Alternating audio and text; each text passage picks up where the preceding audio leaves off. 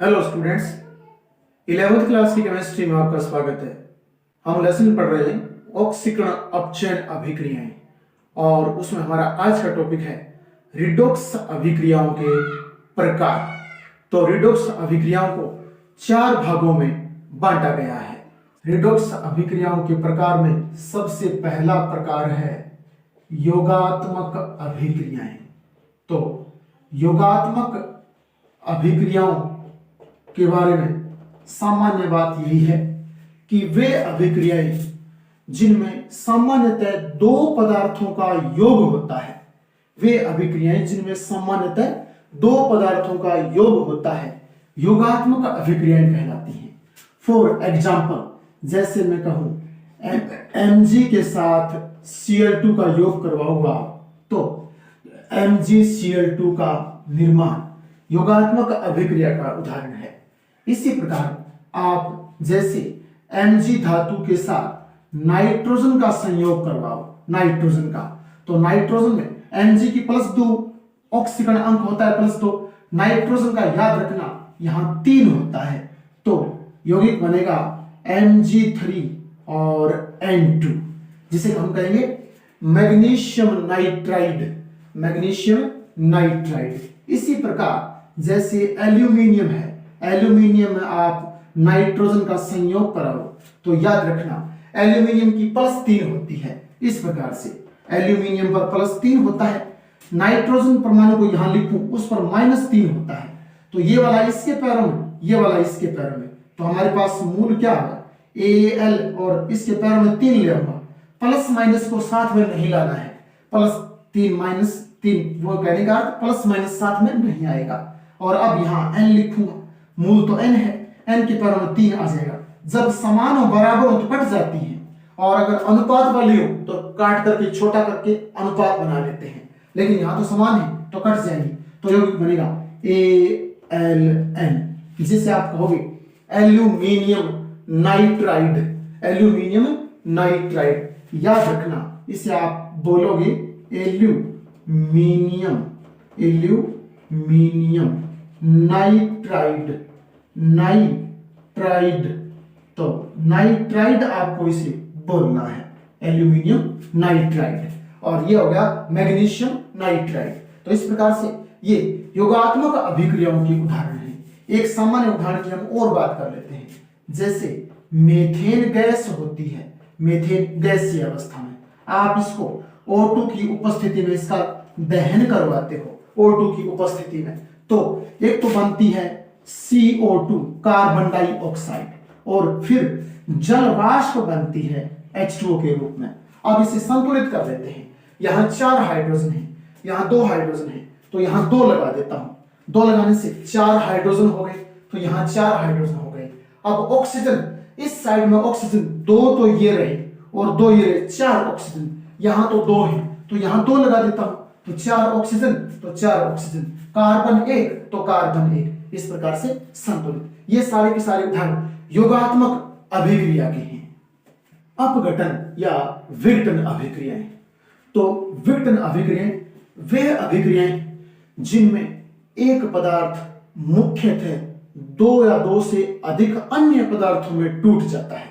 जिसमें एक पदार्थ 2 या 2 से अधिक अन्य पदार्थों में टूट जाता है तो उन्हें अपघटन या विघटन अभिक्रियाएं कहा जाता है। जैसे मैं बात करता हूं KClO3, KClO3 जिसे पोटेशियम क्लोरेट कहा जाता है।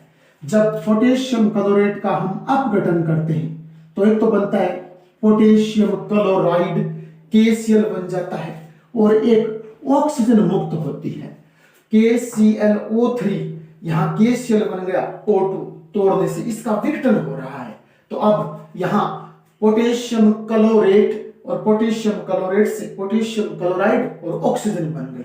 अब हम इसको संतुलित करते हैं, यहां देखिए ऑक्सीजन 2 है, यहां ऑक्सीजन 3 है, तो हम यूं करते हैं, यहां हम 2 लगा देते हैं तो यहां 6 ऑक्सीजन हो जाएंगे, 6 ऑक्सीजन, तो यहां 3 लगा देते हैं तो इससे 6 ऑक्सीजन हो जाएंगे।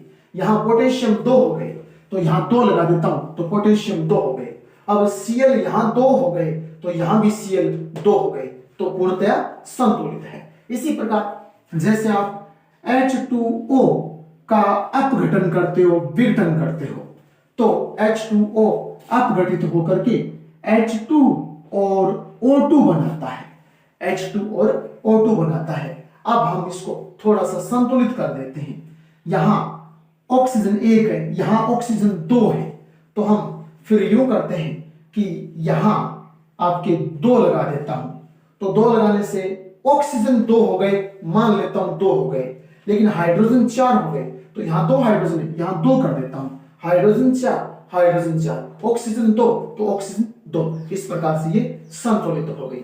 इसी प्रकार जब आप सोडियम हाइड्राइड का अपघटन करते हो, सोडियम हाइड्राइड, तो याद रखना सोडियम धातु बनती है और हाइड्रोजन गैस बाहर निकलती है। अब हम इसे थोड़ा संतुलित कर देते हैं। यहां हाइड्रोजन 2 है, यहां हाइड्रोजन 1 है, यहां 2 लगा दूं तो 2 हाइड्रोजन हो गए, तो 2 हाइड्रोजन बराबर है, लेकिन सोडियम 2 हो गए, यहां सोडियम 1 है, तो यहां 2 लगा देता हूं, तो अब ये संतुलित हो गई। इस प्रकार से अपघटन या विघटन अभिक्रियाओं में एक पदार्थ है वो सामान्यतः 2 या 2 से अधिक अन्य पदार्थों में अपघटित हो जाता है। तो डिस्प्लेसमेंट रिएक्शंस वो होती हैं जिनमें किसी एक यौगिक में उपस्थित किसी तत्व को और कोई दूसरा तत्व आकर बाहर कर देता है, विस्थापित कर देता है। किसी यौगिक में उपस्थित जब एक तत्व को कोई दूसरा तत्व बाहर निकाल देता है, विस्थापित कर देता है, तो उसे विस्थापन अभिक्रिया कहा जाता है। और विस्थापन अभिक्रिया में पहला प्रकार है हमारा धातु विस्थापन। धातु विस्थापन, तो धातु विस्थापन में क्या होगा कि किसी एक यौगिक में जो धातु है उस धातु को कोई अन्य धातु आकर बाहर निकाल देगी, तो उसे हम धातु विस्थापन कहेंगे। कि जब किसी एक यौगिक में उपस्थित धातु को जब कोई अन्य धातु आकर बाहर कर देती है तो उसे धातु विस्थापन अभिक्रिया कहा जाता है। जैसे मैं आपके सामने एक एग्जांपल लेता हूं, फेरस सल्फेट, FeSO4 को क्या बोलते हैं? Ferrous sulphate. जब आप इस यौगिक में और जिंक धातु डालोगे, जिंक धातु, तो जिंक धातु क्या करेगी? इस Fe धातु को यहां से बाहर निकाल देगी और इसके स्थान पर स्वयं आ जाएगी। तो धातु जब धातु को हटाती है तो उसे धातु विस्थापन कहा जाता है। तो इस प्रकार से यहां यौगिक बन जाएगा ZnSO4, यानी जिंक सल्फेट बन गया। यहां फेरस सल्फेट था, यहां जिंक सल्फेट बन गया, और जो Fe धातु है वो बाहर हो गई, बाहर निकल गई। तो ये धातु विस्थापन अभिक्रिया का उदाहरण है। इसी प्रकार एक यौगिक जैसे vanadium pentoxide V2O5, vanadium pentoxide, इस वेनेडियम पेंटाऑक्साइड की अभिक्रिया आप जब कैल्शियम धातु के साथ करवाओगे तो यहां वेनेडियम धातु होती है और कैल्शियम भी धातु है, तो ये कैल्शियम धातु इस वेनेडियम धातु के स्थान पर आ जाएगी और एक यौगिक है वो टूट करके बन जाएगा। तो यहां ध्यान देने वाली बात कि वेनेडियम धातु के स्थान पर कैल्शियम आ जाएगी तो वेनेडियम तो बाहर हो जाएगी, तो बाहर हो जाएगी तो फिर कौन सा यौगिक बनेगा? Ca के साथ O बन जाएगा, तो कैल्शियम ऑक्साइड और वेनेडियम अलग हो गई। अब थोड़ा इसे संतुलित कर देते हैं। यहां वेनेडियम 2 है तो यहां वेनेडियम 1 है तो 2 लगा देता हूं, 2 वेनेडियम, तो यहां भी 2 वेनेडियम हो गया। इसके अलावा अब देखते हैं, यहां ऑक्सीजन 5 है लेकिन यहां तो ऑक्सीजन 1 है, तो यहां मैं 5 लगा देता हूं, तो जिससे ऑक्सीजन तो 5 हो गए, तो कैल्शियम भी तो 5 हो गए, तो फिर मैं यहां भी 5 कर देता हूं तो कैल्शियम 5 हो गए। तो इस प्रकार से यहां वेनेडियम पेंटाऑक्साइड कैल्शियम के साथ अभिक्रिया करवाते हैं, वेनेडियम धातु को बाहर निकाल देती है कैल्शियम धातु और यौगिक बनता है कैल्शियम ऑक्साइड। तो इस प्रकार से ये धातु विस्थापन के उदाहरण हैं। और देख लीजिए जैसे Cr2O3, जिसे हम कहते हैं क्रोमियम ऑक्साइड, और क्रोमियम ऑक्साइड में हम एल्यूमिनियम धातु डालते हैं, तो एल्यूमिनियम धातु इस क्रोमियम को बाहर निकाल देती है और यौगिक बनाती है विस्थापित करके। तो हम उसका सूत्र लिखते हैं Al2O3 Al2O3 एल्यूमिनियम ऑक्साइड, और यहां से क्रोमियम बाहर हो जाता है तो क्रोमियम को यहां हम Cr बाहर लिख देंगे। अब इसे हम संतुलित कर लेते हैं। यहां एल्यूमिनियम 2 है, यहां एल्यूमिनियम 1 है, तो यहां 2 लगा देता हूं, संतुलित हो गया। यहां क्रोमियम 2 है लेकिन यहां क्रोमियम 1 है, तो यहां 2 लगा देता हूं, संतुलित हो गया।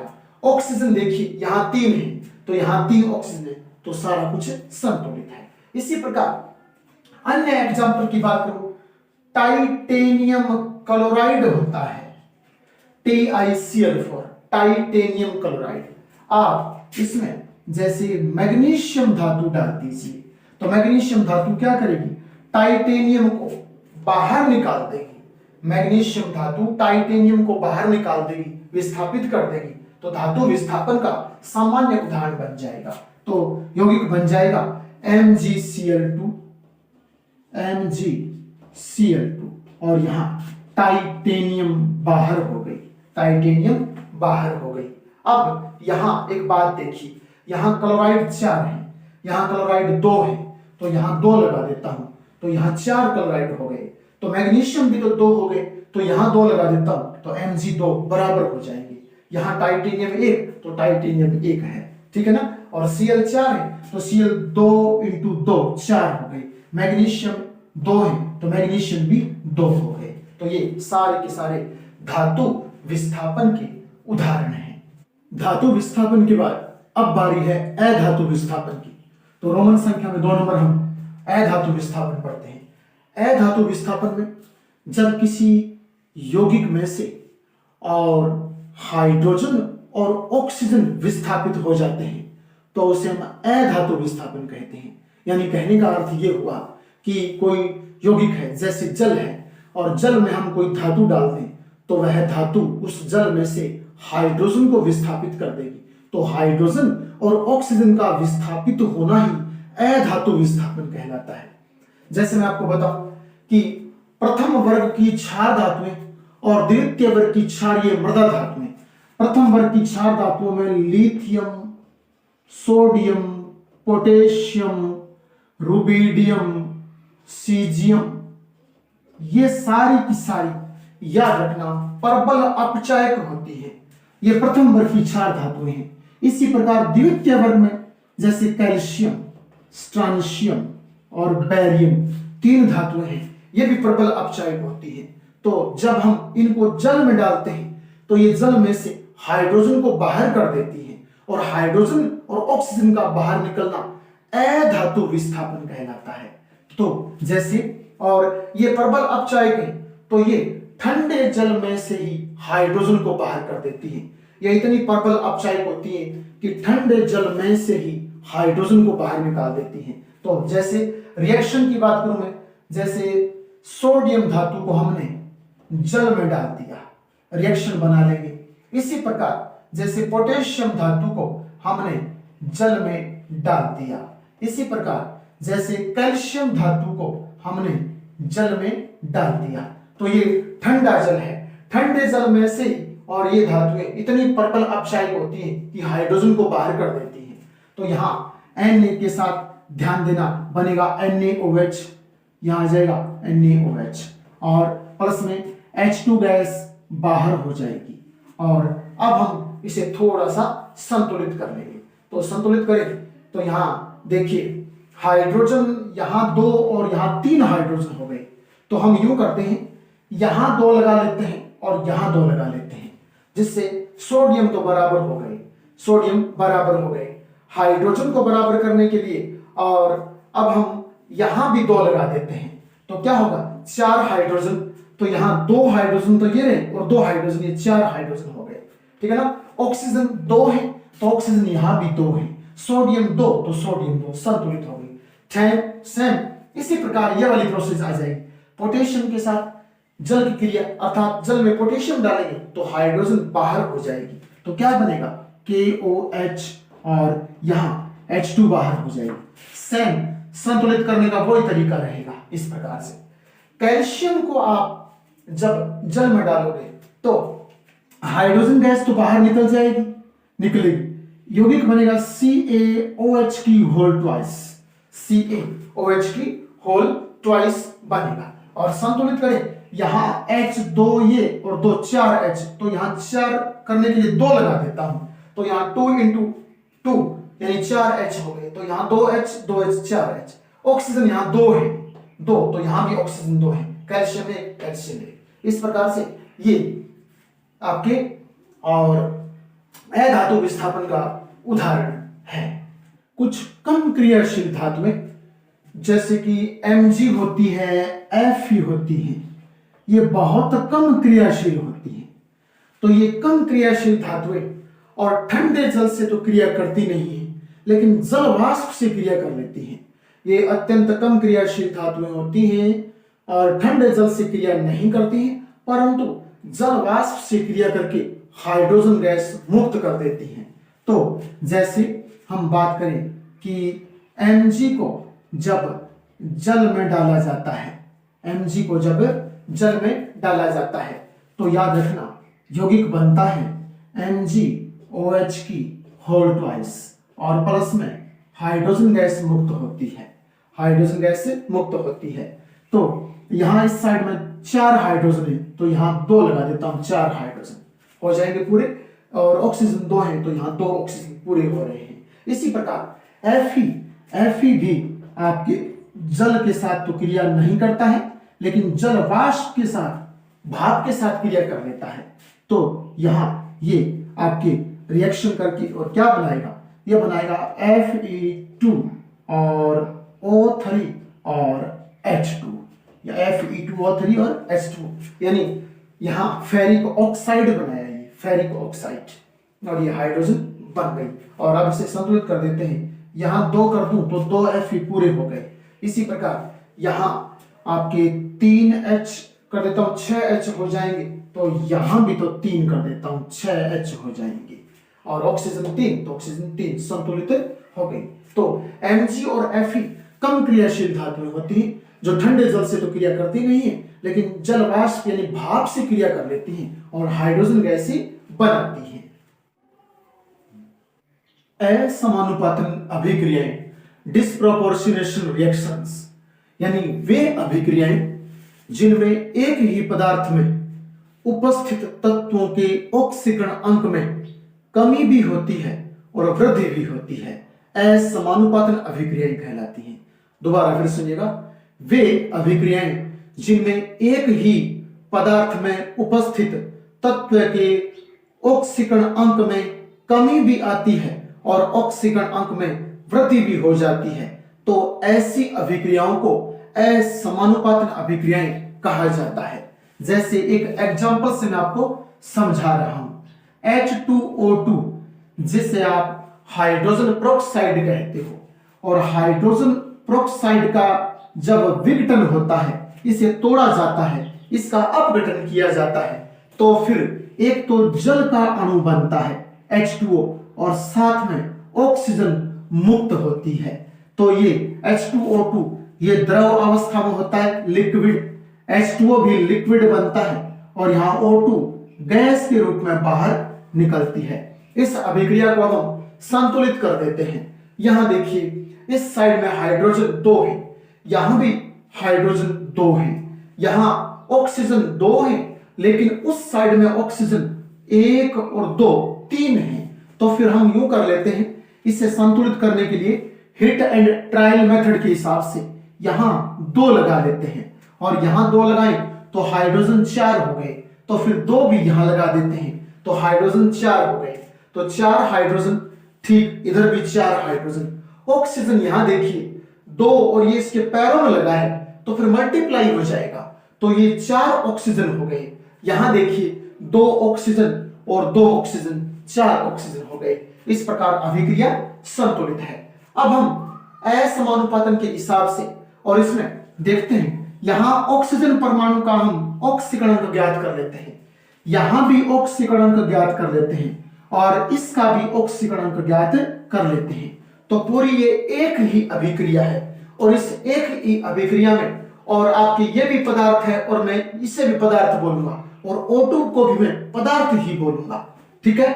तो इनमें जो उपस्थित तत्व है जैसे हम ऑक्सीजन की बात कर लेते हैं, तो इन एक ही अभिक्रिया में जो पदार्थ है, इन पदार्थों में जो तत्व है यानी कौन सा, ऑक्सीजन, और इस ऑक्सीजन का अगर ऑक्सीकरण अंक भिन्न भिन्न प्राप्त होता है तो फिर यह असमानुपातन अभिक्रिया कहलाएगी। जैसे यहां हम ऑक्सीजन का ऑक्सीकरण अंक निकालते हैं, तो निकालना होता है उसका x, मानिए पैरों में 2 लगा है तो रफ कार्य हेतु मैं यहां 2x लिखता हूं, 2x, इधर चलिए प्लस का निशान लगा देता हूं, ये पैरों वाला पहले 2 आ जाएगा, हाइड्रोजन का +1 होता है, 1 लगा देता हूं, इस सारे के ऊपर कोई आवेश नहीं है तो बराबर 0 लगा देते हैं। अब आप इसको हल करोगे तो 2x + 2 = 0 और 2x बराबर -2 और x बराबर -2/2, तो फिर यहां कैंसिल होने पर ये -1 आ गया। तो इस प्रकार से यहां ऑक्सीजन का ऑक्सीकरण अंक -1 प्राप्त होता है। मैं यहां -1 लगा देता हूं तुम्हें समझाने के लिए। और अब इस साइड में चलते हैं, यहां ऑक्सीजन का निकालते हैं, ऑक्सीजन का रफ कार्य करते हैं, जिसका ज्ञात करना है उसका x मानिए।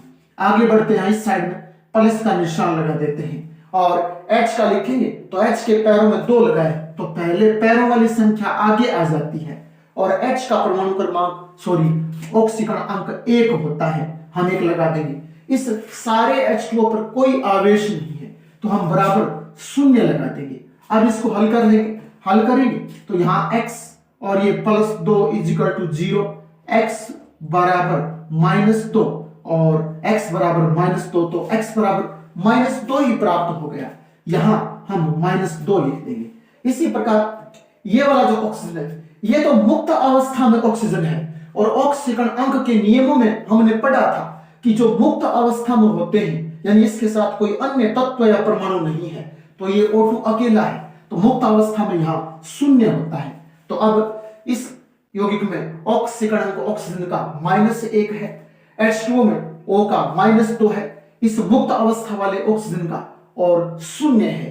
तो इस प्रकार से ये एक असमानुपातन अभिक्रिया है, क्योंकि इस अभिक्रिया में और पूरी अभिक्रिया में एक ही पदार्थ जो होता है उस पदार्थ में जो पर्टिकुलर कोई तत्व होता है उस तत्व का ऑक्सीकरण अंक भिन्न भिन्न प्राप्त होता है, तो उसे असमानुपातन अभिक्रिया कहा जाता है।